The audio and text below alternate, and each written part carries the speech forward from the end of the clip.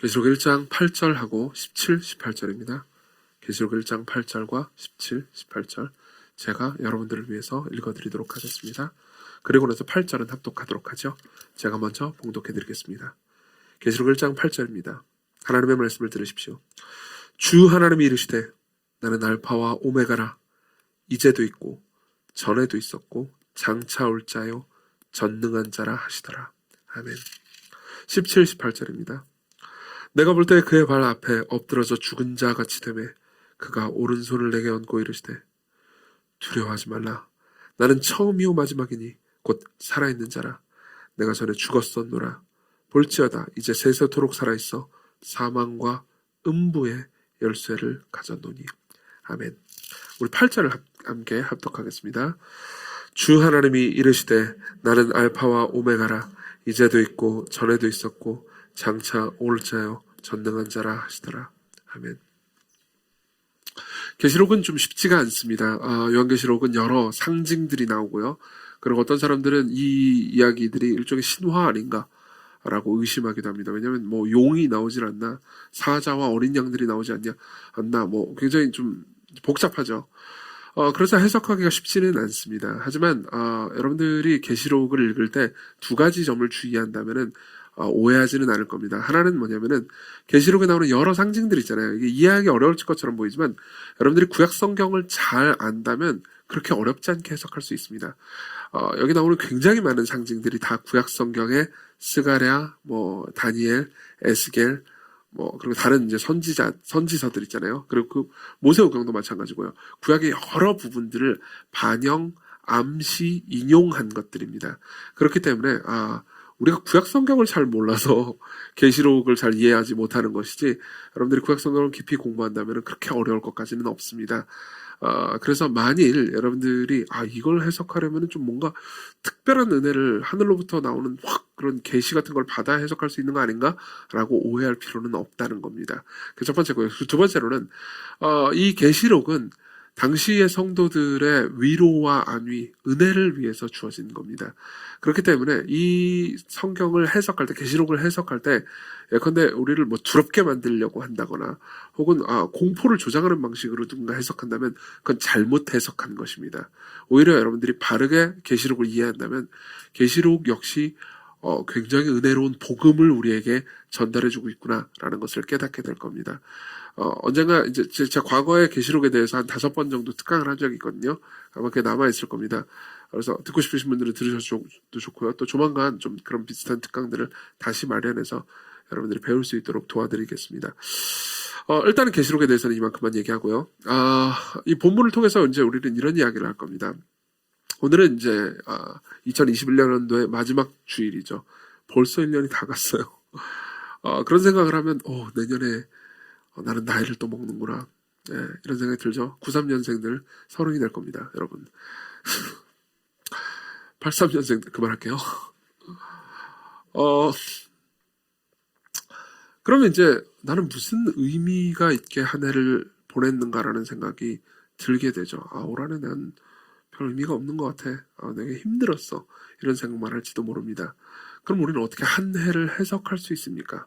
어떻게 한 해를 받아들일 수 있습니까? 지금 시기에 우리는 종종 우울감을 겪기도 하는데 어떻게 이 문제에 맞설 수 있습니까? 우리가 거대한 세계를 이해한다면 우리가 지금 처해 있는 좁은 세계를 이해할 수 있을 겁니다. 그래서 예수 그리스도께서 스스로 자신을 알파와 오메가라고 말씀하시는 이 본문을 깊이 생각해 보겠습니다. 그리고 그게 무슨 뜻인지 이해한다면 우리가 그리스도 안에 있는 우리가 지금 어떤 삶을 살아가고 있는지도 이해할 수 있을 겁니다. 일단 우리는 알파 오메가라는 말부터 좀 생각해 볼 필요가 있습니다. 우리가 읽은 이 8절에 예수께서는 스스로 알파와 오메가라고 말씀하시죠. 그리고 17절에 처음이요 마지막이라고 말씀하십니다. 똑같은 말입니다. 그죠? 그리고 계시록 22장 13절에도 예수께서 스스로를 나는 알파와 오메가요, 처음과 마지막이요, 시작과 마침이라 이렇게 말씀을 하십니다. 그럼 이 알파와 오메가는 무슨 뜻일까요? 알파와 오메가는 그리스어 알파벳의 맨 첫 글자와 맨 마지막 글자입니다. 오메가가 맨 마지막이에요. 그러니까 지금 우리 영어로 치면요, A부터 Z라는 거죠.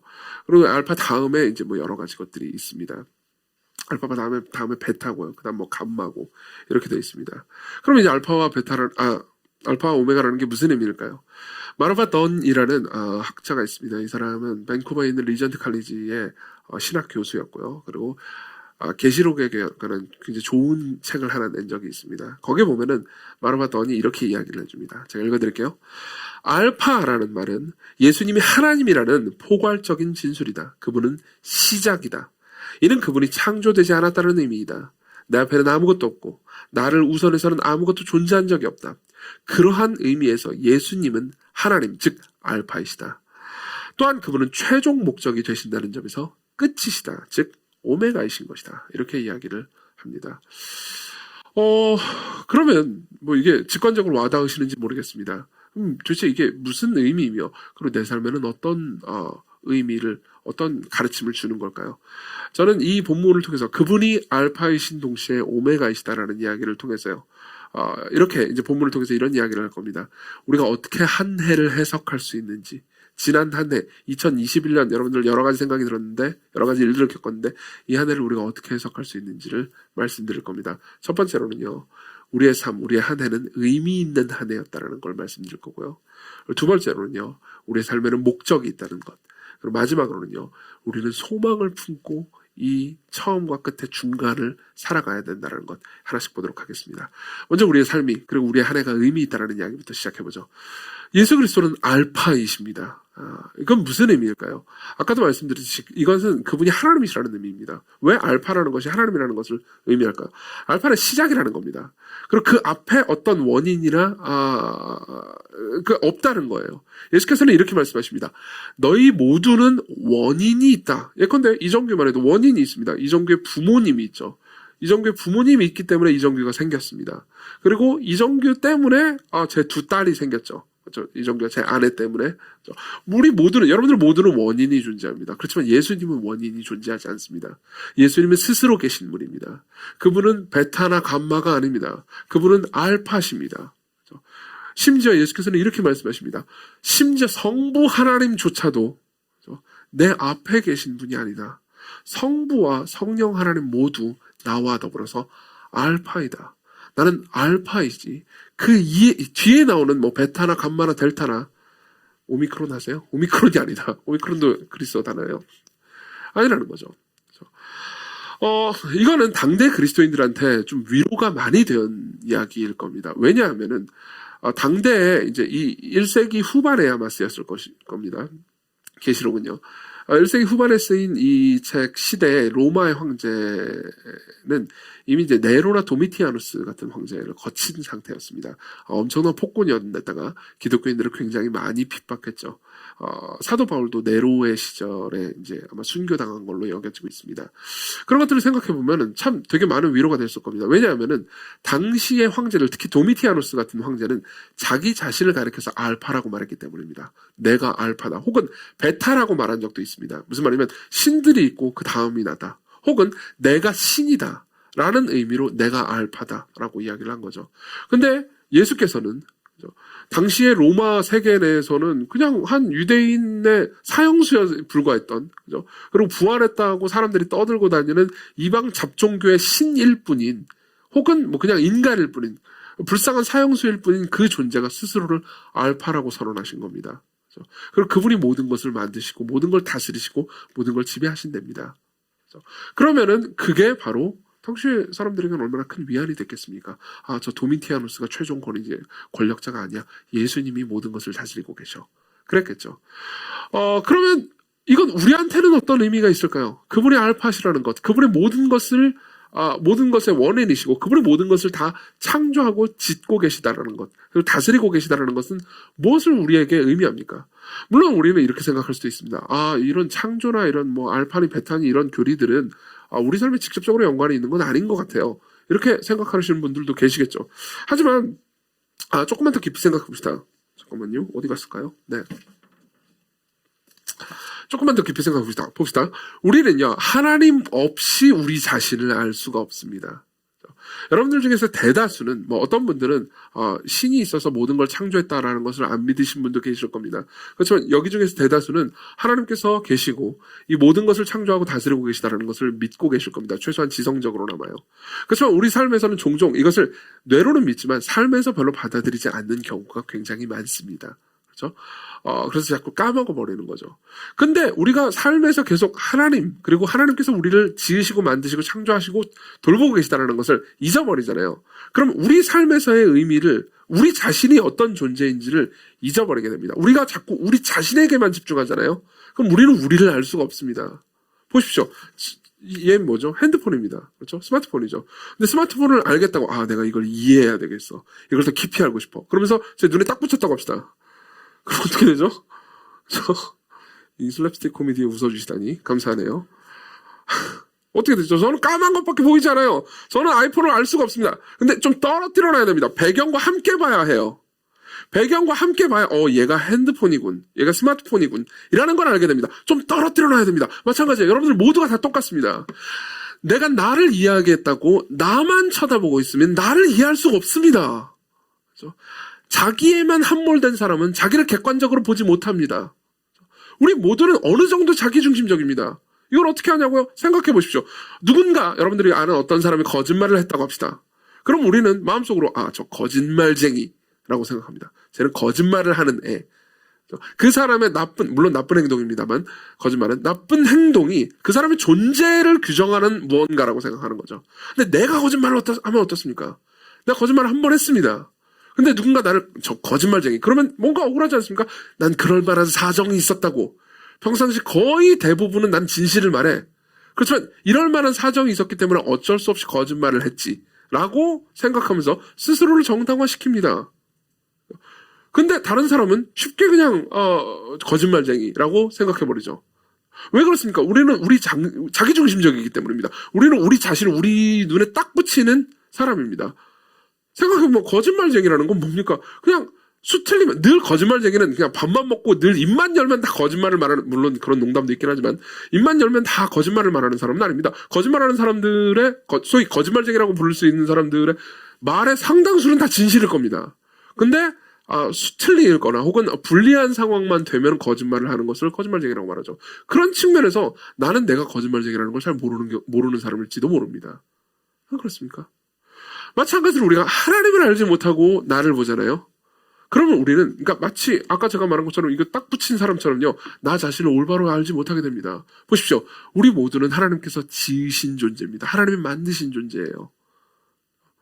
그 말은 하나님께서 목적과 의미를 가지고 우리를 만드셨다는 의미입니다. 그리고 우리가 지난 한 해, 우리가 지나간 이 2021년 한 해도 하나님께서 목적과 의미를 가지고 우리에게 두셨다라는 겁니다.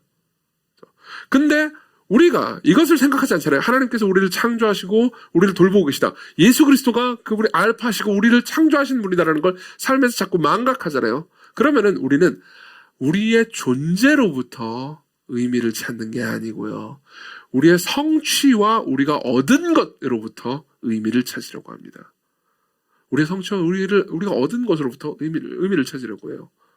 예컨대 우리는 의미를 찾는 것에 있어서 우리의 가치나 성취, 우리가 뭐 어떤 존재인가를 이렇게 하는 경우가 많습니다. 여러분들이 이 노래를 아실지 모르겠습니다. 제가 어렸을 때 이 노래는 굉장히 나쁜 노래입니다. 참고로 제가 좀 이따 부르긴 할 거지만 여러분들 이 노래를 부르지 마십시오. 굉장히 나쁜 노래인데요. 제가 어렸을 때 생일 같은 때, 저는 생일을 그렇게 좋아하지는 않습니다. 왜냐하면 이제 어렸을 때 상처가 있기 때문이에요. 무슨 상처인지 말씀드릴게요. 생일이 되면 우리 뭐 생일 축하 노래 부르잖아요. 그렇죠? 생일 축하합니다 이 노래 부르잖아요. 근데 제 친구들은 저한테 와가지고 이런 노래를 불렀습니다. 왜 태어났니? 왜 태어났니? 얼굴도 못생긴 게, 사실이라도 반박을 할 수가 없어요. 왜 태어났니? 그러는 거예요. 여러분 이 노래 아십니까? 들어보신 분도 계시고 불러보신 분도 계시겠죠. 그렇죠? 뭐 이거 다양한 바리에이션이 있습니다. 얼굴도 못생긴 개가 뭐 공부도 못하는 개도 있고요. 그렇죠? 뭐 여러 가지 바리에이션들이 있죠. 나는 왜 태어난 겁니까? 이 노래는 뭐 아이들이 그냥 장난으로 부르는 노래이긴 하지만 뒤에는 신학이 있습니다. 어떤 신학입니까? 신은 없는 거예요. 신은 없습니다. 우리 모두는 그냥 우연히 탄생한 존재일 뿐이에요. 우연히 생긴 존재일 뿐입니다. 그렇기 때문에 우리의 가치는 내가 얼마나 공부를 잘하느냐 혹은 내가 얼마나 잘생겼느냐에 결정된다는 거죠. 무시무시한 무신론적 노래입니다. 생각해보면요. 물론 그것까지 생각 안 했겠지만요. 누구도. 근데 정말 하나님께서 살아계시다면 그분은 어떻게 말씀하십니까? 그분은 자기가 만든 피조물을 보면서 뭐라고 말씀하셨습니까? 창세기 1장 31절 하나님이 지으신 그 모든 것을 보시니 보시기에 심히 좋았더라. 보십시오. 이건 창세기 1장에 나오는 내용입니다. 하나님께서 지으신 그 모든 것들이 아무것도 안 할 때였어요. 그 어떤 생산물도 내놓지 않았습니다. 하나님께서 다 지으시고요. 그들은 아무런 성취도 하지 않았습니다. 아무런 것도 더 가지지 않았습니다. 아담으로 얘기해볼까요? 하나님께서 지으셨습니다. 아담을 지으셨어요. 그리고 아담은 뭐 하는 존재였죠? 그냥 밥 먹고 똥 싸는 존재였습니다. 표현이 좀 그렇긴 하지만. 근데 하나님께서 보시고 지으신 모든 것을 보시니 보시기 심히 좋았죠. 그분이 볼 때 아름다워 보였습니다. 무슨 말이냐면 그 자체로 의미가 있는 존재들이었다는 거죠. 세상은요. 그렇죠? 최소한 하나님만큼은요. 모든 인간들이 여러분들을 향해서 왜 태어났니? 라고 놀린다 하더라도 하나님만큼은 여러분들에게 왜 태어났니? 라고 놀리지 않으십니다. 그분이 만들 때는 이유가 있어서 만드셨으니까요. 그건 여러분들에게 이런 말을 해줍니다. 여러분들 한 해를 살았어요. 한 해를 살고 여러분들이 이런 생각했습니다. 나는 도대체 어떤 한 해를 보낸 거지? 여러분들이 한 해를 살면서요. 성취해놓은 게 없는 것 같습니다. 오, 나는 92년생이고 잠깐 너무 이거 구체적인가? 어쨌든 올해 30이 되었는데 아직도 애인이 없고 그러면 난 무슨 의미인가? 92년생들 진정하세요. 죄송해요. 그냥 의미가 없는 것처럼 보입니다. 난 뭘 이룬 게 없는 것처럼 보입니다. 연초하고 지금하고 통장을 보니까 비슷합니다. 혹은 더 줄어들었습니다. 그럼 난 무의미한 한 해를 보낸 것 같은 느낌이 들죠. 직장에서도 그냥 고만고만하고요. 새로운 뭔가가 얻은 게 없습니다. 그럼 이런 생각이 들죠. 나는 올해 연초에 세운 계획도 다 실패했고 그냥 무의미하고 그냥 허송 세월을 했어 라고 생각하는 거죠. 왜요? 우리는 세월을 판단할 때 우리의 성취를 가지고 우리 자신을 판단하니까요. 하지만 하나님께서는 그렇게 하지 않으십니다. 하나님께서는 그렇게 하지 않으십니다. 그리고 우리는 우리의 성취를 가지고 한 해를 판단할 수조차 없습니다. 생각해 보십시오. 여러분들이 한 해를 보냈는데 여러분들이 많은 것을 얻었습니다. 여러분들이 투자를 했는데 돈도 많이 벌었습니다. 여러분들은 승진했습니다. 괜찮은 삶을 살았습니다. 내가 생각할 때 올 한 해는 아주 풍성한 많은 것들을 가졌습니다. 근데 내년 그리고 그 이듬해 여러분들이 더 벌어들인 돈 때문에 여러분들이 하나님과 관계가 멀어지고 사람들에 대해서 냉소적으로 변하고 여러분들이 더 돈을 우상숭배하는 사람으로 점점 변해갔다고 합시다. 그럼 여러분들이 더 가지게 된 게 여러분들에게 복이었습니까? 아니면 저주가 되겠습니까? 복이라고 말할 수 없을 겁니다. 다시 말하면 우리는 우리한테 나는 오늘 의미 있는 하루를 보냈어. 혹은 나는 의미 있는 한 해를 보냈어 라고 왜? 내가 무언가를 성취했고 내가 무언가를 더 얻었기 때문에 라고 판단을 하지만 그게 진짜 나한테 의미 있고 좋은 것인지 우리는 판단할 수 없다는 겁니다. 우리는 미래를 모르기 때문입니다. 예컨대 여러분들이 이렇게 생각할 수도 있습니다. 내가 한 해를 살았는데 난 아무것도 성취하지 못했어. 다이어트 계획을 세웠는데 그것도 실패했지. 먹는 게 너무 좋아. 한 해 내내 난 이룬 게 없어. 그래서 내 주변에 생긴 건 그냥 좀 이 교회 다녔더니 사람들이 늘어가지고 더 좀 약간 짜증나는 어노잉한 사람들만 더 내 옆에 생겼을 뿐이야. 그것 때문에 상처도 많이 받았지. 여러분들의 삶은 올 한 해는 무의미해 보이는 것처럼 보입니다. 하지만 여러분 그걸 아십니까? 그 상처를 준 어노잉한 사람 중에서 여러분들의 인생을 바꿀 사람이 있을지도 모릅니다. 그렇죠? 여러분들의 운명의 그녀 혹은 그분이 될 수도 있고요. 혹은 뭐 그런 관계는 아니지만 여러분들의 좋은 친구가 돼서 평생 친구가 될 사람이 있을지도 모릅니다. 지금은 좀 약간 좀 별로지만 막 성격도 성마르고 좀 별로지만 하나님께서 그 사람을 변화시키시고 은혜를 베푸셔서 여러분들과 정말 꼭 맞는 좋은 사람으로 변화시킬지 누가 아닙니까? 그러면 올 한 해 여러분들은 무의미한 삶을 산 겁니까? 그렇지 않을 겁니다.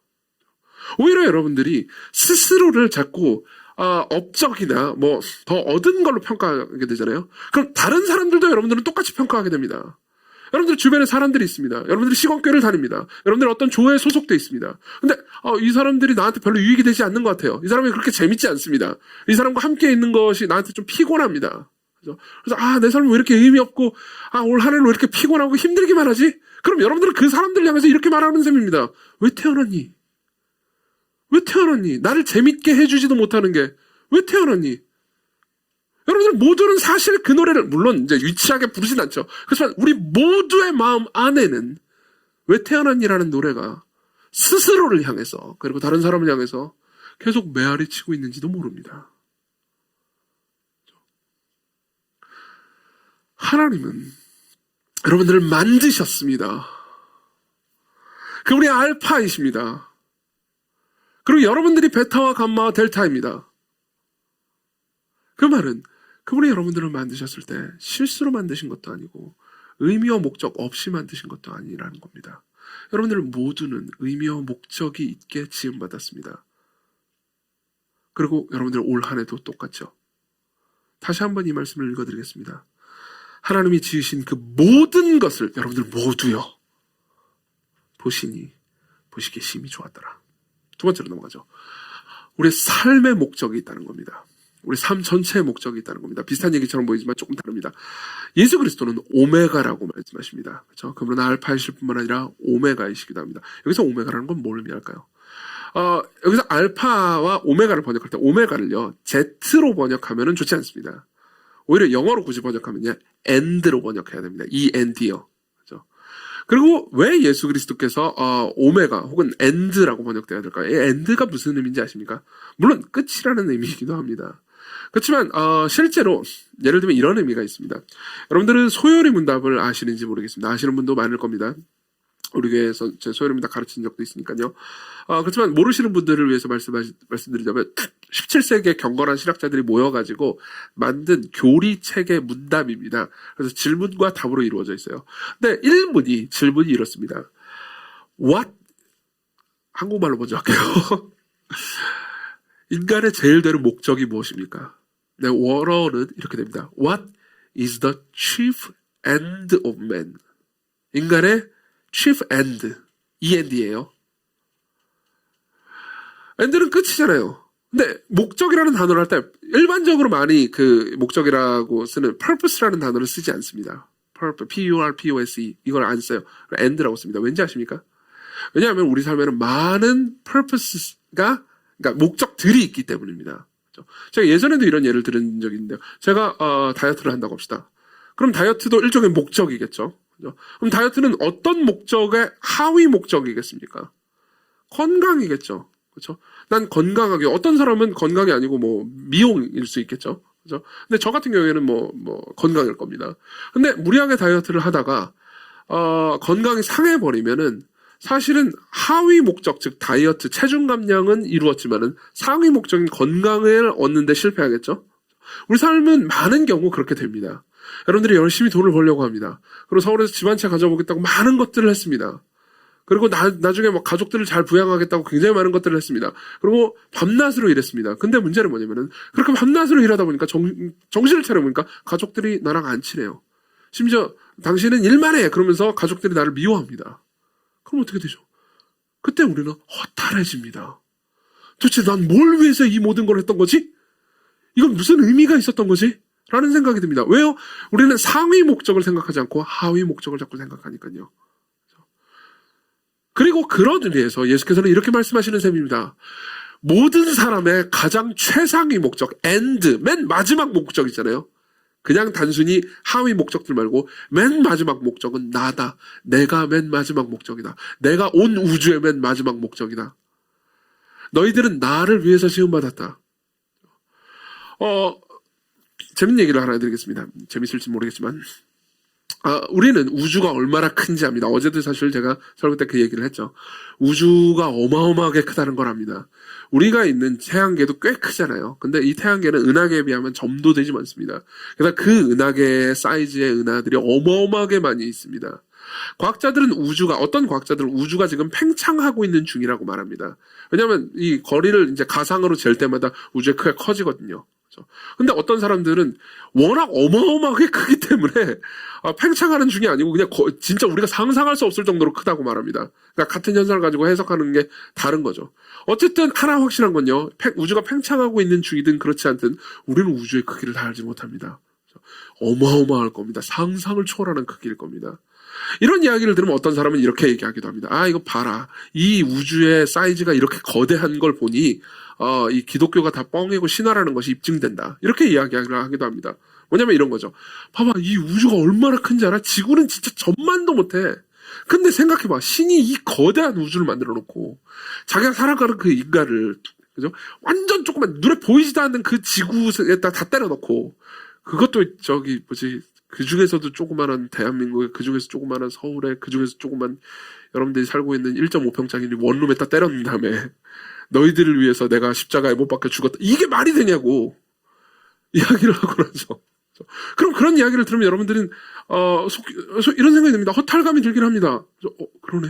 진짜 왜 하나님께서 이 모든 세상을 만드신 거면, 이 거대한 우주를 만들었으면 왜 이렇게 지구에다 지금 안 그렇지, 지구 온난화 때문에 막 줄어들고 난리가 나는데 탄소 배출 그만해야 된다 그러고 왜 여기다 다 짱박아놨지? 이런 생각이 들 수 있습니다. 그렇지만 여러분 들어보십시오. 이거는 하나님께서 왜 이 모든 우주를 만들었는지에 대해서 오해했기 때문입니다. 여러분, 하나님께서 왜 누구를 위해서 이 모든 우주를 만드셨는지 아십니까? 성경을 읽어드리겠습니다. 골로새서 1장 15절입니다. 그는, 예수님입니다. 여기서 그는, 골로새서 1장 15절 16절, 그는 보이지 아니하는 하나님의 형상이시오 모든 피조물보다 먼저 나신 이시니 만물이 그에게서 창조되되 땅에서 보이는 것들과 보이지 않는 것들과 왕권들이나 주권들이나 통치자들이나 권세자들이나 만물이 다 그로 말미암고, 예수님으로 말미암고, 즉 예수님이 만물을 지으셨다는 거예요. 온 우주를 지으셨다는 거예요. 그 다음 그를 위하여 창조되었고 예수님을 위하여 창조됐대요. 여러분, 우주는 예수님을 위해서 창조된 겁니다. 우리를 위해서가 아니고요, 예수님을 위해서 창조된 겁니다. 이 지점에서 기분 나쁘실 분이 있을지도 모릅니다. 아니, 우리를 위해서 창조됐다고 해가지고 기분이 좋은데, 아니요, 예수님을 위해서 창조된 겁니다. 그리고 그게 여러분들에게 복음이 될 겁니다. 조금 이따 얘기해 드릴게요. 왠지 말씀드리죠. 보십시오. 이 팀 켈러 목사님의 아내분이 있습니다. 아내분이 이름이 캐시 켈러예요. 캐시 켈러. 근데 이제 이분이, 저는 이제 팀 켈러 목사님 좋아하니까 이분의 강의나 설교 같은 걸 꽤 많이 들었습니다. 근데 이제 아내분하고 같이 나오는 강연 같은 것들이 좀 있어요. 결혼에 관해서 강연한다 그러면 아내분이랑 같이 나오죠. 근데 이제 이 아내분이, 그러니까 좀 외모가 귀염상이세요. 되게 아담 귀염상이랄까, 키가 좀 작으세요. 팀 켈러 목사님 굉장히 크시거든요. 그러니까 이제 좀 약간 키 차이가 많이 나죠. 근데 이제 이 캐시 켈러가 이제 되게 그러신데, 자기가 이제 대학생 때 친하게 지냈던 사람들이 있었대요. 친하게 지냈던 친구가 있었대요. 근데 그 친구 이제 동성 친구죠. 여성 친구인데 이제 키가 엄청 컸대요. 이제 여성인데도 키가 큰 분들 우리 교회도 많이 계시잖아요. 키가 엄청 컸대요. 근데 이제 그 친구랑 되게 친하게 지냈는데, 이제 그 친구는 가족들이 다 키가 큰 거죠. 근데 그 친구네 집에 한번 놀러 간 겁니다. 근데 그 친구네 집에서 키가 제일 작은 사람이 180이거든요. 그래서 집에 딱 가니까, 우리나라야 이제 아파트 대부분 살고 그러니까 다 지어진 집 살지만, 미국은 땅덩어리도 넓고, 집을 직접 짓기도 하잖아요. 근데 거기 가니까, 키가 제일 작은 사람이 180cm라서, 거기 있는 모든 기물들이나 사물들이 180 이상을 위해서 지어진 집이라는 거예요. 그러니까 본인은 키가 작아요. 150대니까는 뭘 할 수가 없는 거예요. 선반에서 뭘 꺼낼 수도 없는 거예요. 그러니까 무슨 말인지 이해되시죠? 그 집은요, 캐시 켈러를 위해서 지어진 집이 아닙니다. 150을 위해서 지어진 집이 아니에요. 180 이상을 위해서 지어진 집이죠. 그렇죠? 자, 보십시오. 이게 이제 우리한테 뭔가를 가르쳐 줄 겁니다. 여러분, 우주는 어마어마하게 큽니다. 맞죠? 우주는 우리를 위해서 지어진 게 아닙니다. 우주는 180 이상, 죄송해요. 예수님을 위해서 지어진 거죠. 그분은 거대하신 분이거든요.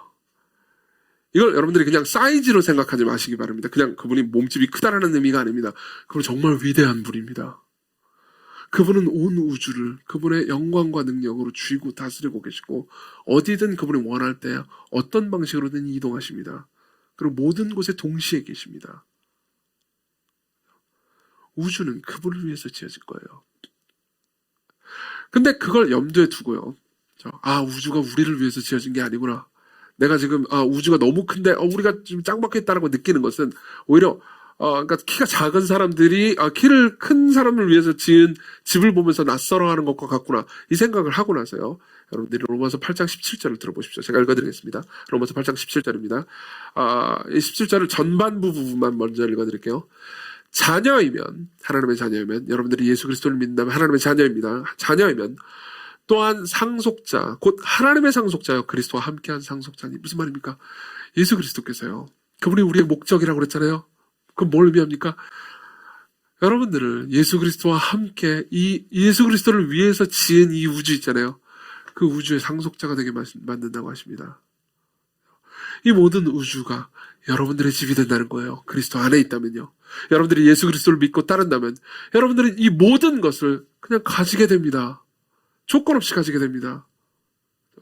근데 그 다음 이제 로마서 8장 17절에 후반부를 읽어드리겠습니다. 전반부는 좋지만 후반부는 그렇게 좋게 안 들릴 수도 있습니다. 읽어드릴게요. 전반부부터 다시 읽어드릴게요. 자녀이면 또한 상속자 곧 하나님의 상속자요 그리스도와 함께한 상속자니. 그 다음 우리가 그와 함께 예수님과 함께 영광을 받게 하기 위해서 고난도 함께 받아야 할 것이라. 고난도 함께 받아야 할 것이라. 무슨 말입니까? 하나님께서는 이런 계획을 짜신 겁니다. 이 모든 우주는 예수 그리스도를 위한 것입니다. 그리고 또한 예수 그리스도와 더불어서 하나님의 자녀들이 되는 사람들을 위한 것입니다. 그리고 이 모든 것은 예수 그리스도를 위한 것이기 때문에 하나님의 계획은 이겁니다. 모든 사람들을 예수 그리스도만큼 자라게 하는 거죠. 무슨 말입니까? 여러분들을 180cm 이상으로 자라게 만든다는 겁니다. 그게 하나님의 계획이에요. 그게 하나님의 계획이에요. 우리에게 예수 그리스도는 우리의 목표가 되십니다.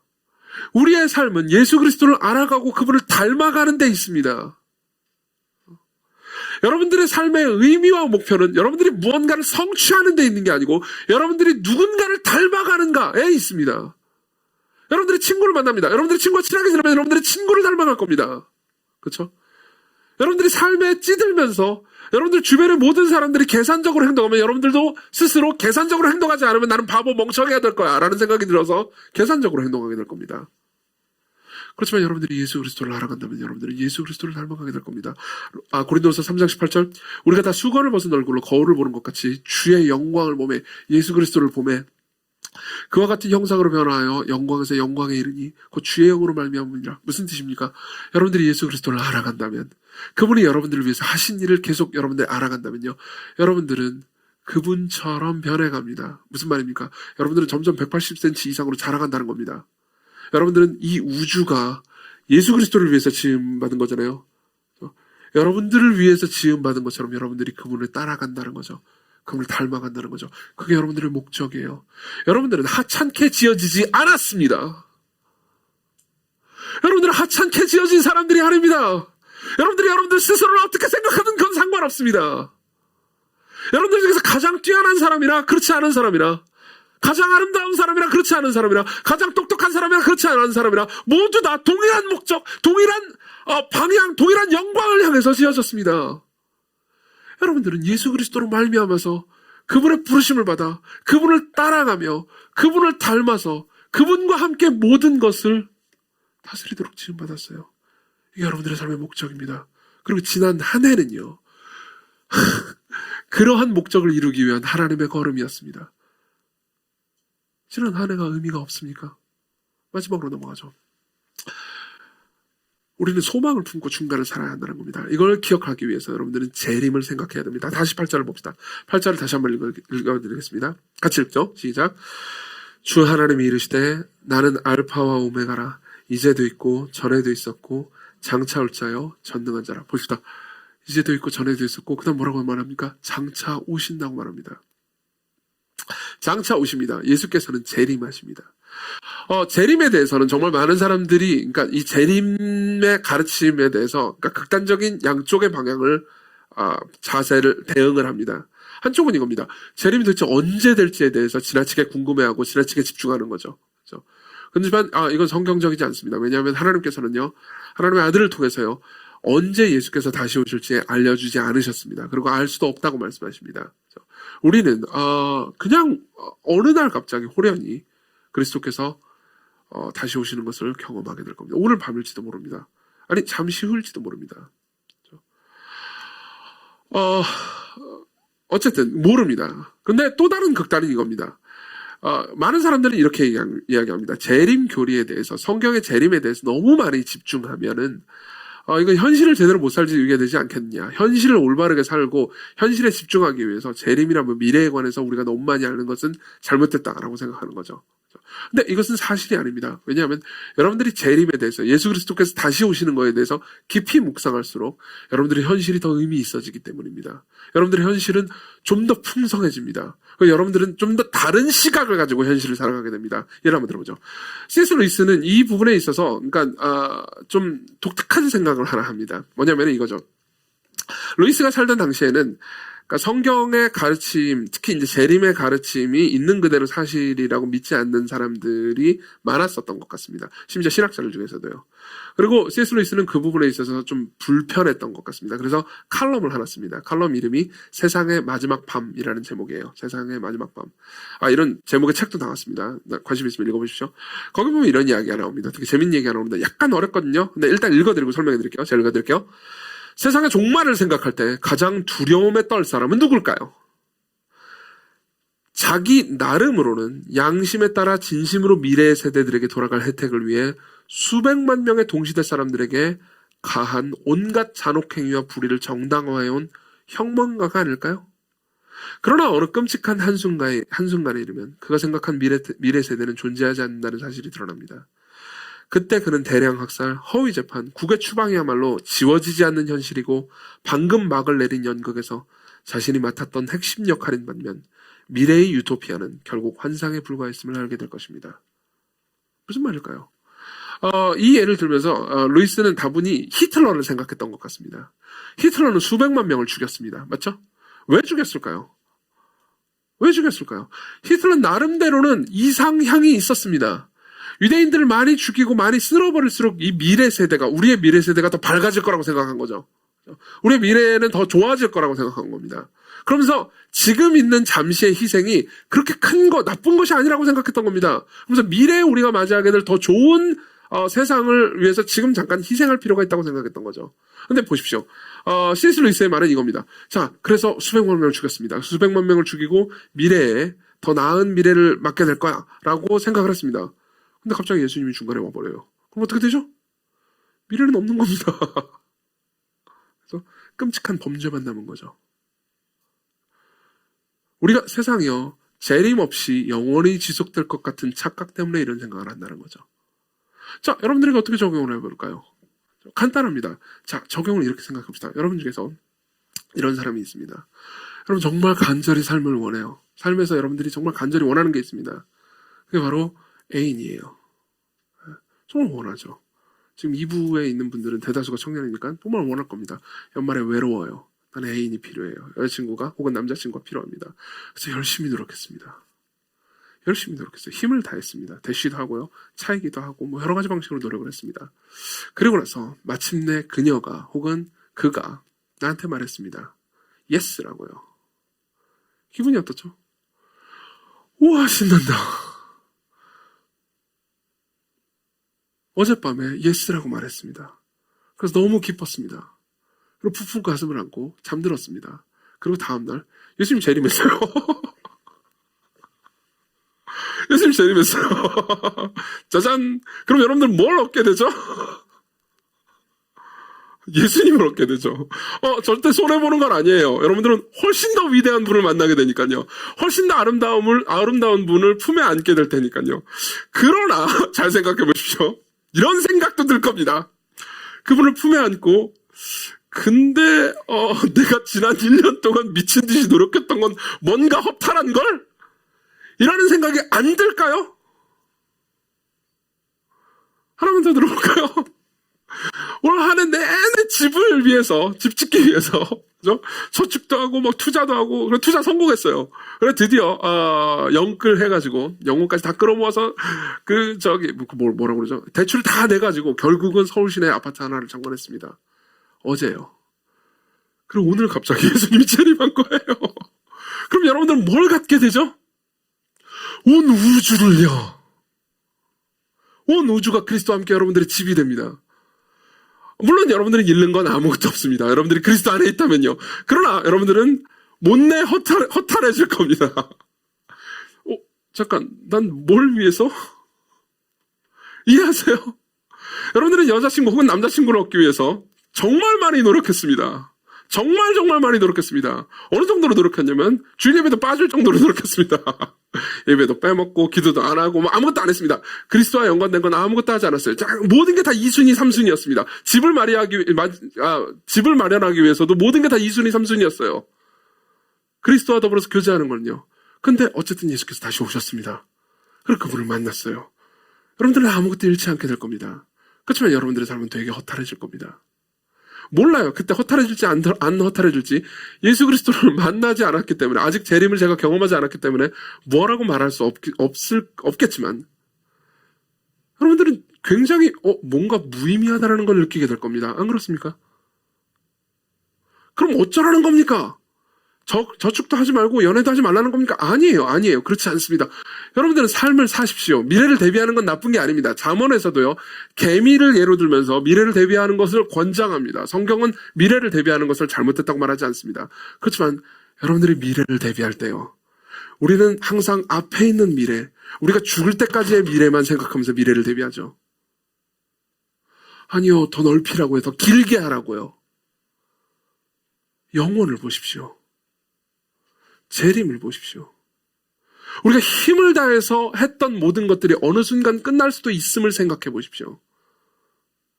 그럼 어떻게 살아나는 거예요? 어떻게 살겠냐? 그분을 위해서 사십시오. 예수 그리스도를 위해서 연애 활동을 하십시오. 우와, 드디어 그녀가 나한테 예스했어. 근데 예수님이 오셨네. 아직 키스도 못 해봤는데. 허탈할까요? 아니요, 저는 그렇게 생각하지는 않습니다. 그렇지만 여러분들이요, 여러분들의 모든 목적이 그냥 오직 키스뿐이었다면요, 허탈할 겁니다. 여러분들의 모든 목적이 그냥 안락한 집에서 그냥 편안하게 대출 걱정 안 하는 거였다면요, 이사갈 걱정 안 하는 게 여러분들의 삶의 전체의 목적이었으면요, 허탈할 겁니다. 여러분, 예수 그리스도께서는 다시 오십니다. 여러분들을 찾으러요. 여러분들을 사랑하셔서 여러분들을 찾으러 다시 오십니다. 여러분들은요, 여러분들이 상상하고 바란 것보다 훨씬 더 영광스러운 존재로 지어졌고, 여러분들이 감히 바라거나 상상한 것보다 훨씬 더 영광스러운 미래를 맞이하기 위해서 지어졌습니다. 그걸 위해서 부르심받은 거예요. 그게 인생의 의미입니다.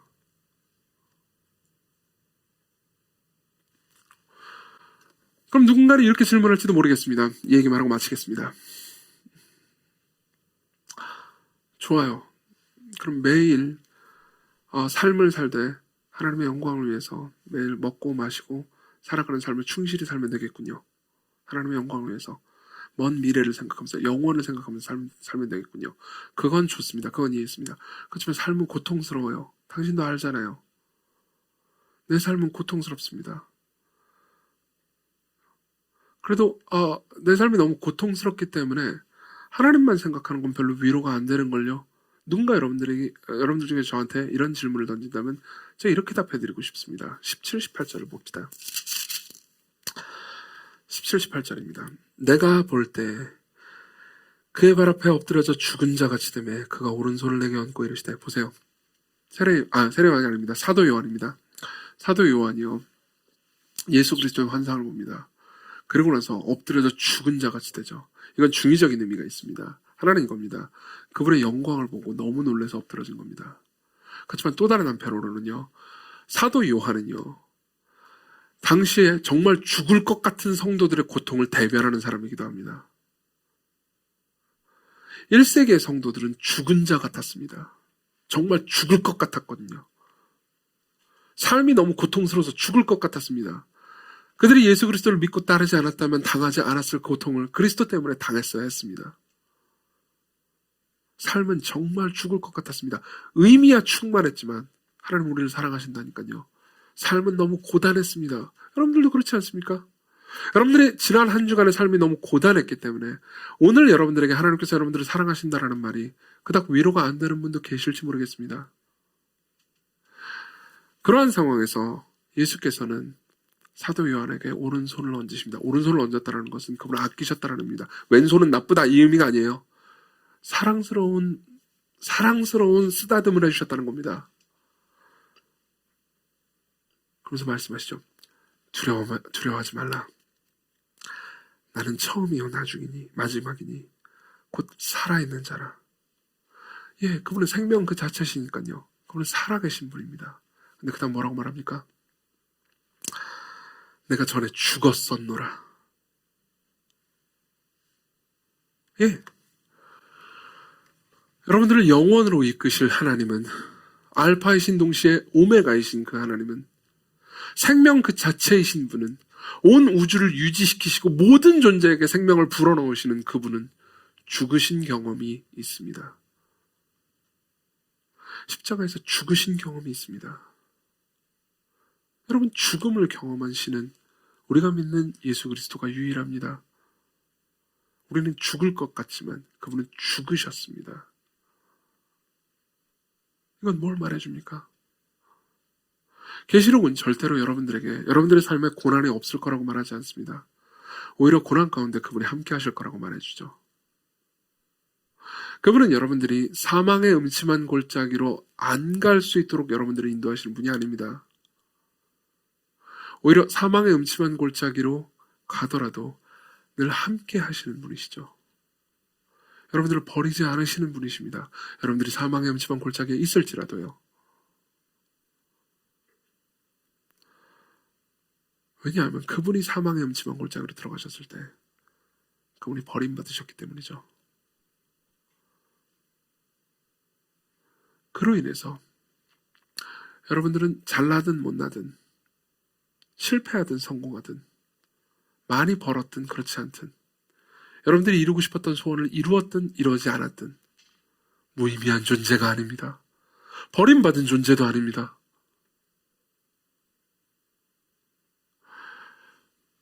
영원을 바라보십시오.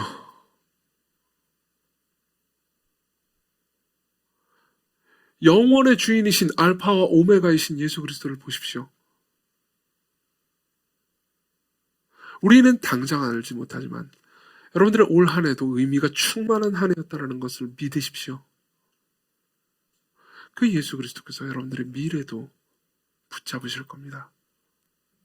우리 같이 찬양을 한 곡 불렀으면 좋겠습니다.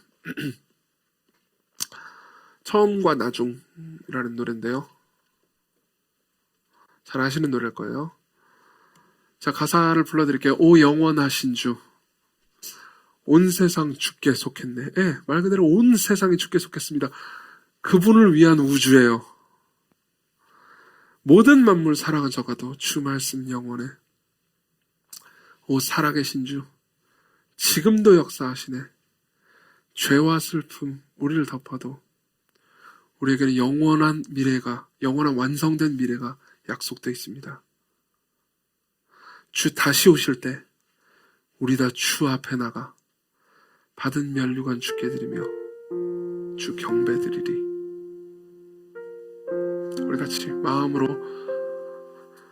이 가사를 생각하면서 함께 우리 구주 예수 그리스도를 찬양합시다.